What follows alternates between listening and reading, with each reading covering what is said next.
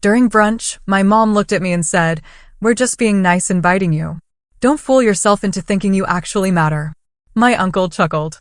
My dad didn't say a word. I took a sip of my coffee, gave a quick nod, and left without making a scene. 2 weeks later, the cabin they all cherished was sold. I closed the family's joint credit line, canceled every shared subscription, and waited.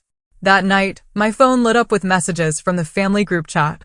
Then I got the first call from, "Can you imagine looking your own mother dead in the eyes at brunch and hearing her say, 'Don't think you matter,' while your uncle laughs and your father says nothing?"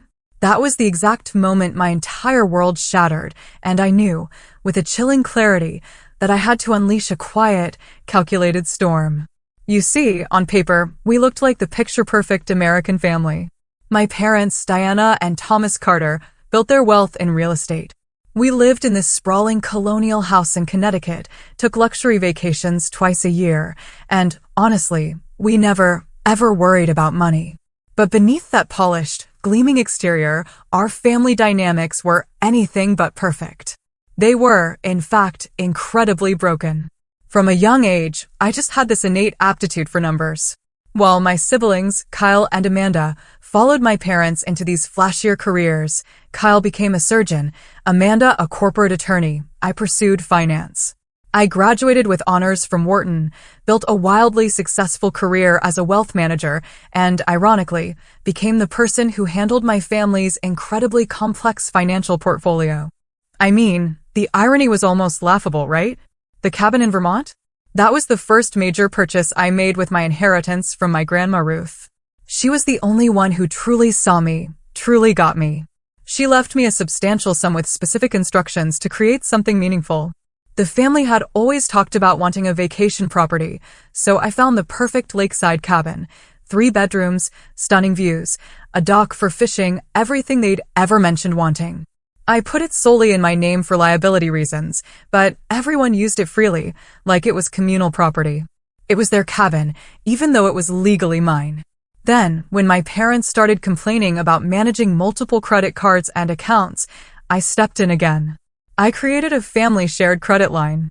I organized everything, negotiated excellent terms with the bank using my professional connections, and made sure every single family member had access to funds when they needed them. I managed the payments, tracked the expenses, and ensured everything ran smoothly. My financial expertise saved them thousands in interest and fees every single year. And yet, despite all of this, I remained the afterthought at family gatherings. My opinion was the last sought, if it was even considered at all. Can you imagine? At our annual family meeting to discuss investments, my suggestions were often dismissed, only to be later proposed by my father or brother and suddenly deemed brilliant. It was infuriating. There was the Christmas when they literally forgot to get me a gift until the last minute, resulting in a hastily purchased generic scarf, while my siblings received thoughtful, personalized presents. Or the time my parents rescheduled our traditional Sunday dinner because Carl had a minor scheduling conflict, but refused to change it when I had an important work presentation. My career successes were minimized, brushed aside. When I was promoted to senior wealth advisor at one of Boston's most prestigious firms, managing portfolios worth billions, my mother's response was, "That's nice, dear. Did you hear Carl is being considered for chief of surgery?" My clients included celebrities and tech moguls, yet at family gatherings, my parents introduced me as simply working at a bank. Amanda, 2 years my junior, followed my parents' example. She'd casually dismiss my financial advice while simultaneously asking me to review her investment portfolio. Kyle, the golden child, barely acknowledged my professional expertise while relying on me to manage his considerable savings. Even my 26-year-old cousin Jenna, who lived in the guest house rent-free thanks to arrangements I made, joined in the subtle put-downs. Only my Aunt Patricia occasionally defended me, having experienced similar treatment as the family outsider who married in. But even she remained silent during the worst episodes, unwilling to truly challenge my mother's authority. I tried everything to earn their respect. I hosted elaborate dinner parties at my downtown condo, only to have them criticize my choice of wine. I offered financial workshops for the family, creating personalized investment strategies that grew their wealth substantially, only to have them credit market conditions for the success. I bought thoughtful gifts, planned surprise celebrations, and bent over backward to accommodate their schedules. Nothing worked. I remained the family utility, useful when needed, invisible when not. The family accountant, the convenient ATM, and, sometimes, the occasional punchline. Each dismissal chipped away at me. But I held on to the hope that someday they'd recognize my worth. That hope, fragile as it was, sustained me through years of subtle cruelty. Until that Sunday brunch changed everything. The Sunday brunches were my mother's idea. Families should see each other regularly, she insisted, though these gatherings felt more like obligations than celebrations. Still, every month I arrived at my parents' house with a smile, bringing fresh pastries from the artisanal bakery near my condo and a determined optimism that maybe this time would be different. That particular Sunday in May seemed promising at first. The weather was perfect. Mom had set up brunch on the stone patio, the table dressed with her favorite floral tablecloth and grandmother's china. Everyone seemed to be in good spirits. "Rebecca, you made it," my mother said, kissing my cheek. She smelled of Chanel No. 5 and mimosas. "We're just about to discuss the summer plans." I placed the bakery box on the sideboard. "I brought those almond croissants everyone likes." "How thoughtful," she said without enthusiasm, already turning away. Kyle was telling us about his conference in Switzerland. The whole family might go to make a vacation of it. I took my usual seat, pouring myself coffee. Kyle dominated the conversation, detailing the medical conference and the extended European trip they were apparently planning. "We could stay a week in Geneva, then perhaps venture to the Italian lakes," my mother said excitedly. "Thomas, we could revisit that charming village we discovered on our honeymoon." I sipped my coffee, listening as they outlined this elaborate family vacation. No one looked in my direction or asked about my availability. I cleared my throat gently. "That sounds wonderful. When in August is the conference?" "I should check my calendar." The table fell silent. My mother's perfectly shaped eyebrows arched slightly. "Oh, Rebecca," she said with a small laugh, "we hadn't really thought. Well, it's primarily a family trip." I felt my cheeks flush. "I am family," I said quietly. My Uncle Richard snorted into his mimosa. Amanda suddenly became very interested in buttering her toast. Kyle looked embarrassed, but said nothing. "Of course you are, technically, my mother continued, her voice taking on that particular tone she used when explaining obvious things to children. "But this trip is really centered around Kyle's achievement. Plus, we'll be using the family jet and there's limited space." The family jet that I had recommended they lease, the jet whose financing I had arranged. "I see," I said, keeping my voice level. "I thought since I'm managing the family accounts that fund these trips, I might be included in the planning." My mother's smile tightened. She placed her napkin beside her plate with deliberate care, a warning sign I'd learned to recognize from childhood. "Rebecca, let's be honest here. We're just trying to be nice, including you in these brunches and occasional holidays. Don't think you matter to the actual decision-making in this family." The words hit like physical blows, each syllable precise and cutting. I felt my stomach drop and a cold sensation spread through my chest. Around the table, various reactions played out. Uncle Richard laughed openly. Amanda had the decency to look uncomfortable, but remained silent. My father studied his plate with sudden interest, refusing to meet my eyes or defend me. Diana, Aunt Patricia murmured, "That's a bit harsh," but without conviction. Kyle cleared his throat. "Mom, come on." "What?" my mother said defensively. "We all know Rebecca is just better with the numbers. She's not exactly the fun one in the family. I'm simply being honest." I sat perfectly still. Years of practice helped me maintain a neutral expression while internally crumbling. The brunch continued around me, conversation shifting to vacation rentals in Lake Como, as if the casual demolition of my place in the family had been nothing more than a minor conversational hiccup. I reached for my coffee cup with a steady hand, taking a small sip of the now lukewarm liquid. I carefully placed it back on its saucer, folded my napkin, and rose from the table. "I just remembered an appointment," I said to no one in particular. "Enjoy your brunch." No one protested my departure. My father gave a distracted wave without looking up. My mother was already showing Amanda pictures of Italian villas on her phone. The drive home to my downtown condo was a blur. Somehow, I navigated the 20 minutes on autopilot, my hands gripping the steering wheel so tightly my knuckles turned white. It wasn't until I closed my apartment door behind me that I finally broke.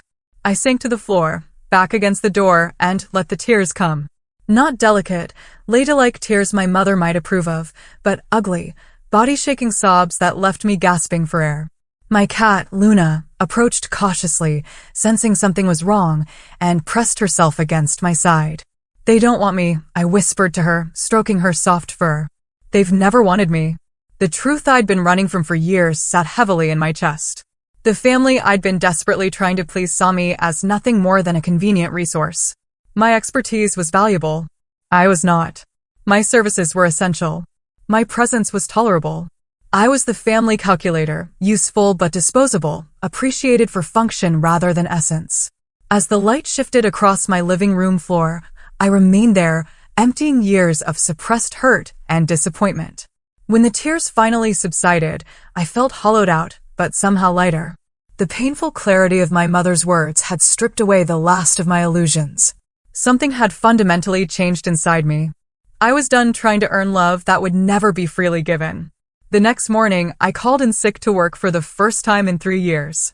I needed space to think clearly, away from the demands of clients and colleagues. I made coffee, settled at my dining table with Luna curled in my lap, and opened my laptop. First, I reviewed my personal accounts and investments, separate from the family finances I managed. I'd always been conservative with my own money, building a substantial nest egg that could support me comfortably for years if necessary. Financial independence had been my security blanket in a family that made me feel perpetually insecure. Then I pulled up the legal documents for the family cabin. I'd purchased it 5 years ago with my inheritance. And although everyone used it as communal property, the deed listed only my name. I'd paid all taxes, maintenance costs, and insurance from my personal accounts. Legally, it was mine alone. Next came the shared credit line. I'd established it under my primary account with family members as authorized users. The legal responsibility and liability rested solely with me, though I'd been faithfully using family funds to cover the payments. I downloaded statements from the past year, noting how each family member used their access. Kyle frequently charged expensive restaurants and designer clothes. Amanda primarily used it for her BMW payments and spa treatments. My parents charged everything from groceries to their extensive wine collection to household stuff. I created a spreadsheet detailing every financial service I provided to the family, managing their investment portfolio worth millions, filing their complex tax returns, negotiating their insurance policies, handling property management for their various real estate holdings, and coordinating with their estate attorney, services that would cost them hundreds of thousands annually if they hired professionals. By lunchtime, the picture was crystal clear. My family didn't just benefit from my expertise. They were utterly dependent on it. Their comfortable lifestyle, their financial security, even their precious European vacations, all relied on my careful management. The irony was staggering. They dismissed me while simultaneously needing me more than they realized. I took a break to call my friend Stephanie, a corporate attorney I'd met at Harvard Business School. We'd remained close through the years, and she was one of the few people who truly understood my family dynamics. "They said what?" she exclaimed after I recounted the brunch incident. "Becca, that's beyond disrespectful. That's emotional abuse." "I know," I said quietly. "I've been making excuses for them for years." "So, what are you going to do?" she asked firmly. I hesitated, then voiced the thought that had been forming since morning. "I'm thinking of separating myself financially completely." "Good," she said. "It's long overdue. What can I do to help? Can you reuse some documents for me? I want to make sure I'm proceeding legally." "Send them over. And Rebecca, you deserve better than this. You always have." After our call, I drafted a comprehensive plan. First, I would contact a real estate agent about selling the cabin. Second, I would close the shared credit line after transferring any legitimate family business expenses to my parents' personal accounts. Third, I would transfer management of the family investment portfolio to my colleague Jackson with a 1-month transition period during which I would document everything. The subscription services were another matter. Over the years, I'd used my cards to simplify family payments for everything from streaming services to wine club memberships to Kyle's gym and Amanda's meal delivery service. All would need to be canceled or transferred. I spent the afternoon making calls and sending emails, setting my plan in motion. Each step was methodical, professional, and completely legal. I wasn't taking anything that wasn't mine, or refusing to return anything that belonged to them. I was simply removing myself from the equation. With each call, each signature, each confirmation, I felt something shifting inside me. The girl who had spent her life seeking approval was being replaced by a woman who understood her value, with or without family validation. The hurt remained, a tender bruise on my heart, but alongside it grew something new, self-respect. That evening, I called my Aunt Patricia. Though not always supportive, she had occasionally shown me genuine kindness, and I felt she deserved advanced notice. "I've decided to make some changes following yesterday's brunch," I explained after pleasantries. "Oh, honey, your mother didn't mean it the way it sounded," she said immediately, defaulting to the family pattern of excusing Diana's behavior. She meant exactly what she said. "Aunt Patricia, it's okay. It helped me see things clearly." "What kind of changes?" she asked cautiously. "I'm disentangling myself financially from the family. You won't be affected directly, but you might hear about it from others. I wanted you to understand it's not done out of malice." There was a long pause before she spoke again, her voice softer. "I understand more than you might think, Rebecca. Do what you need to do." As I prepared for bed that night, I felt the first flickers of doubt. Was I overreacting? Would this irreparably damage my relationship with my family? But then I remembered my mother's words, my uncle's laughter, my father's silence. The pattern would never change unless I changed it first. I set my phone to Do Not Disturb, curled up with Luna, and for the first time in years, slept deeply and dreamlessly. The decision was made. The plan was in motion. There was no turning back now. The real estate market in Vermont was surprisingly active for May. My agent, Melissa, called with exciting news just 3 days after listing the cabin. "I have multiple interested parties," she said. "One couple is particularly motivated. They're offering $15,000 above asking price for a quick cash sale." I sat at my desk, staring out at the Boston skyline. "They understand the property is being sold as is, fully furnished?" "Yes, that's actually part of the appeal for them. They want a turnkey vacation home they can start using immediately. The cabin my family thought of as theirs would belong to strangers within weeks. The place where we'd spent Thanksgivings and summer weekends, where Kyle had taught his son to fish, where my father claimed to do his best thinking." I felt a momentary pang of guilt, quickly followed by the searing memory of my mother's dismissive voice. "Don't think you matter." "Let's accept the offer," I said firmly. "How quickly can we close?" 2 weeks if everything goes smoothly." "Perfect. Send over the paperwork." After hanging up, I walked to my kitchen and poured a glass of wine. This was really happening. The first domino was falling. Part of me had expected to feel victorious, but instead I felt a complex mixture of sadness and relief. I wasn't enjoying hurting my family. I was simply refusing to be hurt by them any longer. The next day, I visited my bank to handle the shared credit line. The personal banker, James, had worked with me for years and greeted me warmly. "What can I do for you today, Miss Carter?" "I need to close the family shared credit line," I said, sliding over the account information. His eyebrows rose slightly. "The entire line? This is a substantial account." "Yes, the entire line. I've already transferred any recurring legitimate business expenses to other accounts. I'd like to give the authorized users 48 hours notice before full closure. Of course, we'll send formal notifications. May I ask if there's been a problem with the service?" I smiled politely.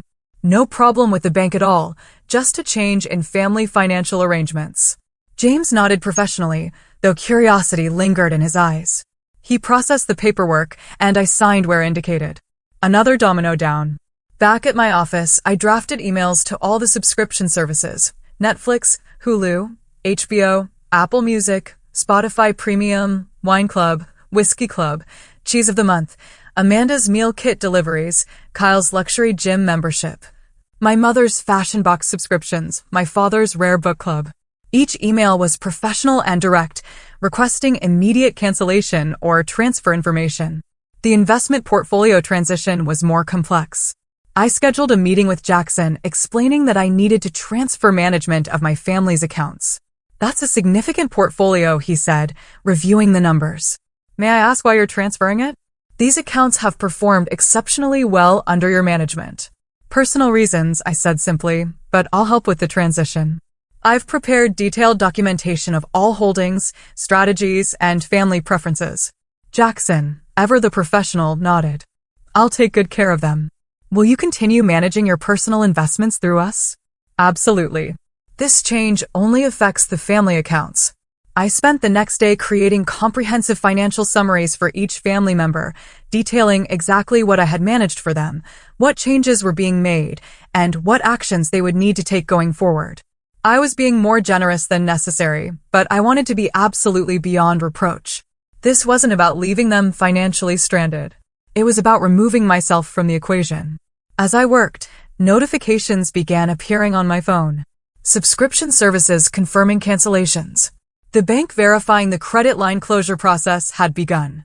The real estate agent sending the signed acceptance of the cabin offer. With each notification, the reality of what I was doing became more concrete. After years of being the reliable, accommodating family financial manager, I was asserting boundaries. It felt terrifying and liberating in equal measure. That evening, while preparing dinner, I received the first confused text from Amanda. Hey, something weird happened with my meal delivery. They're saying the payment method is invalid. I didn't respond immediately. This was just the beginning. The next morning brought the closing documents for the cabin sale.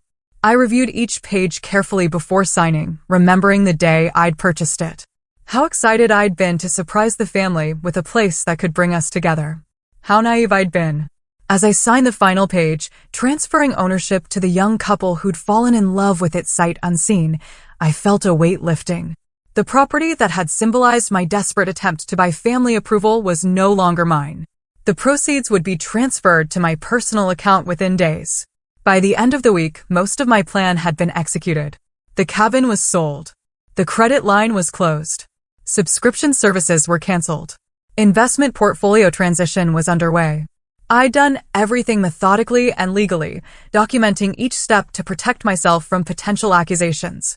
I hadn't heard directly from my parents or Kyle yet, though Amanda had sent several increasingly irritated texts about various subscriptions. I knew it was only a matter of time before the full impact hit. Them. That Saturday night, 1 week after the brunch, I made myself a simple dinner, opened a bottle of good wine, and settled on my balcony with Luna. The spring evening was mild, the city lights beginning to twinkle as dusk fell. I felt strangely peaceful, despite knowing the storm that was about to break. As if on cue, my phone lit up with a notification, then another and another. The family group chat was suddenly exploding with activity. I took a sip of wine and opened the messages. The reckoning had begun. The first message in the family group chat was from Kyle. Did anyone else's gym membership get canceled? They're saying something about payment verification. Before anyone could respond, Amanda chimed in. All my subscriptions are canceled. Netflix, Hulu, even my meal delivery. What is happening? My father, typically reserved in group chats, then wrote, Diana's wine club delivery was refused today. Something about payment method no longer valid. Then my mother. The housekeeper said her last direct deposit didn't go through. Rebecca, are you seeing these messages? There seems to be an issue with the accounts you manage. I watched the conversation unfold without responding, sipping my wine as the confusion turned to frustration, then to dawning realization. Amanda, wait, Becca. Did you cancel our shared subscriptions? Kyle, Rebecca, call me ASAP. There's something wrong with the family credit line. I set my phone aside and looked out at the city skyline. 3, 2, 1. My phone rang. Mother. I let it go to voicemail. It rang again immediately. Father this time. Again, to voicemail. The group chat continued to explode with messages ranging from confused to demanding. I felt oddly detached from it all, as if watching a movie about someone else's family drama. After the 5th call in 10 minutes, I decided to send a simple text to the group. I've made some changes to the financial arrangements I previously managed.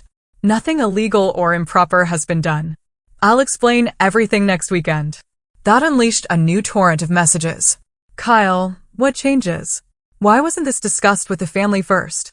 Amanda, you can't just make decisions affecting all of us without consultation. Mother, Rebecca Carter, call me this instant. The irony was almost laughable. Suddenly, my input was essential, my presence required, my decisions critically important. The very people who had dismissed me now demanded my immediate attention. I turned off notifications for the group chat and returned to my wine and the peaceful evening view. The true bombshell hadn't even hit yet. Sunday morning brought the next wave. I was enjoying a quiet breakfast when my phone lit up with a call from Uncle Richard. Curious about what he might say, I answered. Rebecca, he barked without preamble, what the hell is going on with the cabin? Frank Matthews next door says there's a young couple measuring for curtains. Says they told him they just bought the place. I took a calm sip of my coffee. That's correct. The sale closed on Friday. There was a moment of stunned silence before he exploded. You sold the family cabin without discussing it with anyone? Have you lost your mind? It was my cabin, Uncle Richard, purchased with my inheritance. Titled solely in my name. I was free to sell it as I wished. But that's the family vacation property. Your parents are planning to spend July there. Kyle's kids love that place. Yes, I know. Everyone enjoyed using my property. Unfortunately, things change. This is absolutely unacceptable. Your mother will be furious. I imagine she will be, I agreed pleasantly. Goodbye, Uncle Richard. I ended the call and blocked his number. Something I should have done years ago. Within minutes, my phone was buzzing constantly. Calls from my parents, Kyle, Amanda, various extended family members, text messages ranging from confused to threatening, emails demanding explanations. I spent the day in peaceful activities, visiting my favorite bookstore, having lunch at a quiet cafe, taking a long walk along the harbor. My phone continued to buzz with notifications, which I steadfastly ignored.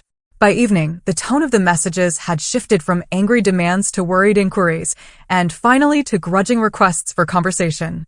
My mother's latest voicemail almost sounded concerned. Rebecca, we haven't heard from you all day. We're worried. Please call us back so we can discuss whatever is bothering you. I smiled at the familiar manipulation tactic.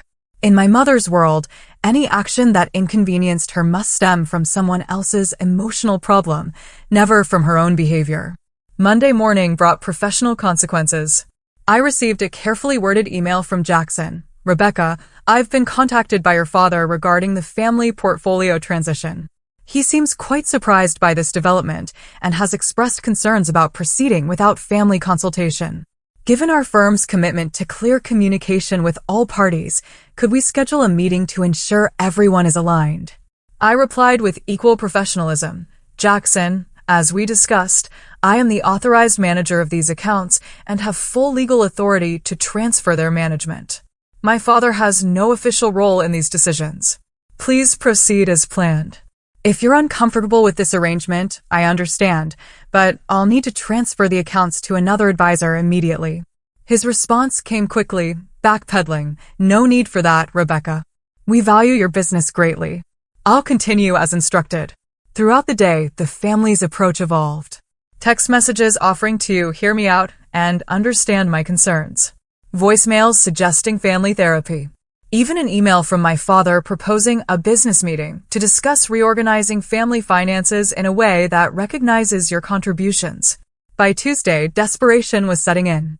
My mother sent a message that almost sounded like an apology. Rebecca, if this is about what was said at brunch, I may have spoken too harshly.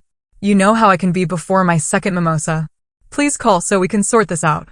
Kyle, always pragmatic, cut to the chase. Becca, whatever Mom said, we can work through it, but I need access to the investment accounts ASAP. I'm closing on a new vacation property next week and was counting on those funds. I felt a pang at that. Kyle was purchasing a vacation property, something that would never have occurred to anyone when I owned the cabin. It perfectly illustrated my place in the family hierarchy. The real crisis hit Wednesday evening when my father called from an unknown number, which I answered without recognizing it. Rebecca, he said, his voice uncharacteristically agitated. The family credit cards are being declined everywhere. Your mother was at Nordstrom and had to leave her purchases behind. This has gone far enough. I closed the shared credit line, I confirmed calmly. As I was the primary account holder, that was my right. But why? What possible reason could you have for disrupting the entire family this way? I took a deep breath. Do you remember Sunday brunch, Dad? When Mom said you were just being nice, including me, and that I shouldn't think I matter. Do you remember what you said in my defense? There was a long silence. Nothing, I continued. You said nothing. You've never said anything when she dismisses me. So now I'm removing myself from the equation. No more financial management. No more cabin. No more shared expenses that I track and organize while being treated like an afterthought. Rebecca, you're overreacting. Your mother speaks without thinking sometimes, but this isn't about one comment. It's about a lifetime of being valued for what I provide rather than who I am. I'm done with it. We need to discuss this as a family. We will. Sunday at noon, my condo. I'll send calendar invites. With that, I ended the call. That night, as I prepared for bed, my phone lit up with one final message. It was from Aunt Patricia. I heard about everything. For what it's worth, I think you're incredibly brave. Whatever happens Sunday, remember that standing up for yourself is never wrong. I smiled, grateful for the small validation, and turned off my phone. The stage was set for Sunday's confrontation. I needed to prepare. I spent the days before the family meeting preparing both my home and myself. I cleaned my already tidy condo to perfection, ordered a selection of pastries from the same bakery I'd brought to that fateful brunch, and arranged seating in my living room that would allow me to face everyone directly. Mentally, I rehearsed what I wanted to say, consulting with my therapist in an emergency session on Friday afternoon. Remember, Dr. Lewis said, they'll try to minimize your feelings, reframe the narrative, and possibly attack your character. Stay focused on the specific behaviors and your boundaries going forward. What if they refuse to acknowledge any wrongdoing? I asked. Then you have valuable information about whether reconciliation is possible, she said gently. You can't control their response, only your own actions. Sunday arrived bright and clear. At precisely noon, my doorbell rang. I took a deep breath, smoothed my simple but elegant navy dress, and opened the door. They had come as a united front, mother, father, Kyle, Amanda, even Uncle Richard. Aunt Patricia stood slightly apart, giving me a small, encouraging smile. Please come in, I said, stepping aside. Thank you for coming. They filed into my living room, taking in the carefully arranged seating, the coffee service, the pastries displayed on my grandmother's silver tray, a deliberate reminder of my connection to the family legacy. Well, my mother said, looking around with barely concealed disdain, you've certainly gone to some trouble. I believe this conversation deserves proper attention, I replied evenly, gesturing toward the seating. Please make yourselves comfortable. They arranged themselves on my sectional sofa while I took the armchair opposite, creating a natural focal point. I noticed they sat in their usual family configuration, parents central, Kyle next to Amanda beside Mom, Uncle Richard on the periphery. My father cleared his throat, clearly planning to take charge, as he always did at family meetings. Rebecca, we're here to discuss the concerning actions you've taken recently. Selling property, closing accounts, canceling services. Before we get to that, I interrupted calmly. I want to address why those actions were necessary. My mother sighed dramatically. If this is about what I said at brunch, I've already told you I spoke too hastily. This isn't about one comment, I said, echoing what I'd told my father on the phone. It's about a pattern of behavior that has existed my entire life. What pattern? Kyle asked, seemingly genuinely confused. You've always been included in family events. Included? Yes. Valued? No. I looked around at each of them. I've spent years managing the family finances, creating systems that save everyone time and money, handling complex portfolios and tax strategies that would cost hundreds of thousands to outsource. And yet, when important decisions are made, like planning a family trip to Europe, I'm an afterthought. That's not fair, Amanda protested. The Switzerland trip was centered around Kyle's conference. It made sense for the whole family to go except me. I finished for her.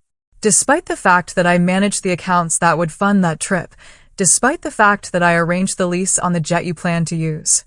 Uncomfortable silence fell over the room. Rebecca, my father said in his reasonable businessman voice, we all appreciate the financial work you do for the family. Perhaps we haven't expressed that adequately. This isn't about appreciation, Dad. It's about respect. About being treated as an equal member of this family, not just the convenient money manager. Of course, you're equal, my mother said dismissively. Don't be so sensitive. Uncle Richard snorted. Equal, Diana? You literally told her she doesn't matter at brunch last Sunday. All eyes turned to him in surprise. Even he seemed startled by his own words. What? he said defensively. I'm just saying what happened. I was there. My mother's face flushed. I did not say she doesn't matter. I said, you said you were just being nice, including me, and that I shouldn't think I matter to the decision-making in this family. I finished quietly. Uncle Richard laughed. Dad said nothing. Kyle looked uncomfortable, but stayed silent. Amanda studied her nails. You left out the context, my mother insisted. We were discussing a specific trip. The context is my entire life, Mother, I interrupted. The context is being valued for what I provide rather than who I am. The context is watching Kyle and Amanda receive recognition and inclusion while I'm treated as an afterthought. The context is Dad never once standing up for me when you dismiss me. My father shifted uncomfortably. Rebecca, family dynamics are complex. They certainly are, I agreed, which is why I've simplified mine. The cabin was legally mine, and I sold it. The credit line was in my name, and I closed it. The subscriptions were on my cards, and I canceled them. The investment portfolio I've managed for years is being transferred to another advisor. But why? Amanda demanded. Why punish everyone for one comment? I'm not punishing anyone. I'm establishing boundaries. I'm no longer willing to provide financial services to people who don't respect me. This is about money? Kyle asked incredulously. You're holding the family finances hostage because your feelings were hurt? I looked at him steadily. No, Kyle. This is about recognizing that I deserve basic respect, something this family has consistently failed to give me. So, what do you want? My father asked pragmatically. An apology? More acknowledgement of your contributions? What will it take to restore the previous arrangements? The question revealed so much. Not, how can we repair our relationship with you, but how can we get back the financial services you provided? I don't want anything, I said simply. I'm not negotiating. I'm informing you of changes I've already made. I've prepared individual folders for each of you with complete documentation of your financial situations, recommendations for moving forward, and contact information for excellent financial advisors who can replace my services. I retrieved the folders from my desk and distributed them. Everything is organized and clear. You'll find this transition much smoother than you might expect. My mother left her folder unopened on the coffee table. This is ridiculous. We're family. Families don't keep score or charge each other for help. You're right, I agreed. Families should support each other out of love, not obligation. They should value each member equally, not just for what they can provide. They should defend each other when someone is being mistreated. I looked around the room. I've spent years trying to earn my place in this family. I bought the cabin hoping it would bring us together. I managed the finances hoping my expertise would be valued. I organized, simplified, and supported everyone's goals and dreams while my own were treated as secondary. I'm done trying to earn what should be freely given. So, you're just, what? Cutting ties with the family? Kyle asked, genuine concern finally showing in his expression. No, I said gently. I'm establishing the conditions under which I'm willing to be part of this family going forward. I will no longer manage anyone's finances except my own. I will no longer provide free financial consulting. I will attend family events only when I'm genuinely wanted, not as an obligation. And how are we supposed to know when you're genuinely wanted? My mother asked sarcastically. It's actually quite simple, Mother. Invite me because you want my company, not because you need something from me. Ask my opinion because you value it, not as an afterthought. Defend me when I'm disrespected, even if it's uncomfortable. My father, ever the businessman, seemed to be calculating losses and gains in his head. And if we meet these conditions, then we can build a healthier relationship, one based on mutual respect rather than utility. Aunt Patricia, who had remained silent until now, spoke up. I think what Rebecca is asking for is completely reasonable. We should all reflect on how we've treated her. My mother shot her a withering look, but said nothing. The meeting continued for another hour, cycling through predictable stages. Denial. We've always treated you as part of the family after everything we've done for you. Bargaining. What if we include you in the trip planning going forward? And finally, reluctant acceptance that the financial arrangements had indeed changed permanently. As they prepared to leave, my father lingered behind the others. I should have spoken up, he said quietly, at the brunch and many times before. I'm sorry, Rebecca. It was the first genuine moment of the entire confrontation, and it caught me off guard. Thank you, Dad. I don't know if things can go back to the way they were. They can't, I interrupted gently. But maybe they can be better than they were. He nodded thoughtfully and joined the others waiting by the elevator. As I closed my door, I felt exhausted, but strangely peaceful. For the first time in my adult life, I had stood up for myself without backing down, without accepting half measures, without compromising my worth for family approval. Whatever happened next, that victory belonged to me alone. The weeks following the family confrontation brought a predictable pattern of reactions. My mother maintained a chilly silence, communicating only through my father when absolutely necessary. Kyle sent occasional awkward texts, primarily focused on financial questions despite my clear boundaries. Amanda vacillated between angry messages and attempts at normal conversation, as if nothing significant had happened. My father, surprisingly, made the most consistent effort. He called once a week, keeping the conversations brief but respectful, asking about my work and life without bringing up the financial changes or family drama. These calls were stilted at first, but gradually developed a comfortable rhythm. We talked about books we'd read, current events, even memories from my childhood that I'd almost forgotten, fishing trips just the two of us had taken, science projects he'd helped with late into the night. I was thinking about that model solar system we built when you were in 4th grade, he said during one call. You were so determined to get the proportions exactly right. Stayed up until midnight calculating everything precisely. You helped me, I reminded him. You could have just told me to go to bed, but you sat there helping me measure and cut and paint. You always did have a mind for numbers, he said with what sounded like genuine pride. Even then, these small moments didn't erase years of standing by while my mother diminished me. But they offered a glimpse of what might be possible with time and effort on both sides. The family finances reorganized without my involvement. My father hired a wealth management firm at considerable expense. Amanda complained about the fees in a text, apparently forgetting I had provided those same services for free. Kyle hired his own financial advisor, sending me a grudging message acknowledging that he hadn't realized how much work went into all this stuff. 2 months after our confrontation, Aunt Patricia invited me to lunch at her favorite restaurant. You've caused quite the upheaval, she said as we settled at our table. Diana is still fuming about the cabin. I imagine she is, I replied, opening my menu. Thomas is different, though, she continued, more reflective. I overheard him telling Richard that he'd failed you as a father.